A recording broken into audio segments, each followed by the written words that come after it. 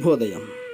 Global బెతేనియా Calvary ministry తరపున ఈ వారం యొక్క చివరి దినములో మరొక్కసారి మీ అందరితో కూడా కలుసుకుని దేవుని యొక్క పరిశుద్ధమైన మాటలు ధ్యానించుటకును దేవుడు నాకు ఇచ్చిన మధురమైన అవకాశంను బట్టి నేను దేవునికి మహిమ చెల్లిస్తున్నానండి.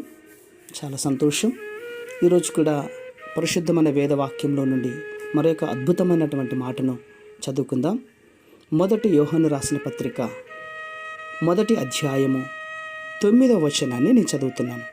దయచేసి గమనించండి. మొదటి యోహానుకు రాసిన పత్రిక 1వ అధ్యాయము 9వ వచనము.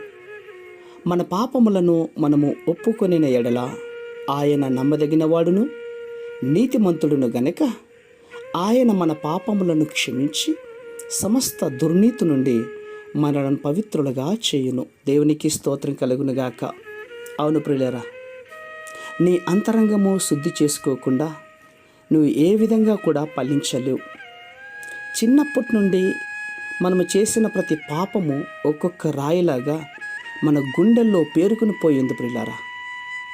మనము ప్రభు అయినటువంటి యేసుక్రీస్తు యొక్క శిలువ యొద్ద కూర్చుని ఆయన ముఖకాంతిలో మన రహస్య పాపములను చూసుకోవాలి.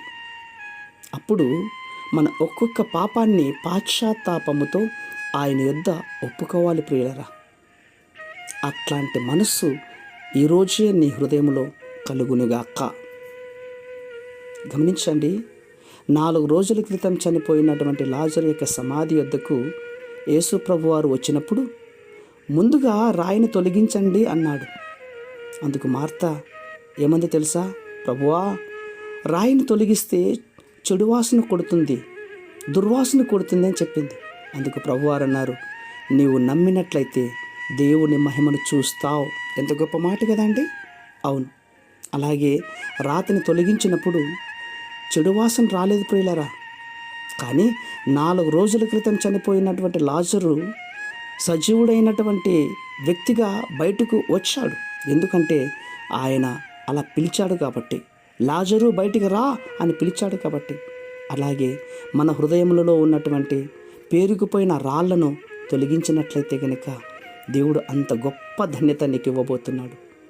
మన నిజస్థితిని దాచబడినటువంటి పాపములను ఒప్పుకున్నప్పుడు చెడు వాసన కొట్టి రోత పుడుతుందామని అనుకుంటున్నావు. కానీ మన ప్రభు అయినటువంటి యేసుక్రీస్తు వారు తన పరిశుద్ధమైన రక్తములో మన ప్రతి పాపమును కడిగి వేశాడు.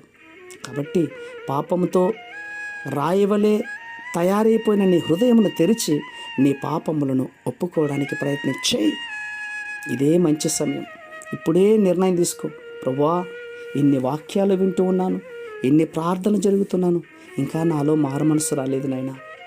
రాబోయే రోజుల్లో బ్యాప్టిజం ఆరాధనలు జరుగుతున్నాయి ప్రభువా. నా పాపములను ఒప్పుకొని ప్రభువా నీ సన్నిధిలో నిజమైన సాక్షిగా నిలబడే తత్వాన్ని దయచేయమని రేపటి దినంలో దేవుని మందిరంలో కూడుకుందాం. అందుకే అన్నాడు, నూతన హృదయమును నీకిచ్చేదను, నూతన స్వభావము నీకు కలుగజేసేదను, రాతి గుండె మీలో నుండి తీసివేసి మాంసపు గుండెని నీకిచ్చేదను అని ప్రభు చెబుతున్నాడు. అట్టి కృప ఈ మాటలు వింటున్న వారందరికీ కూడా దేవుడు అనుగ్రహించి కాపాడునుగాక. పరిశుద్ధమైనటువంటి మా ప్రియ పరలోకపు తండ్రి, నిజమే నాయన, మా పాపములన్నీ కూడా ప్రభు మీ సమూహంలో ఒప్పుకుంటూ ఉంటున్నాం.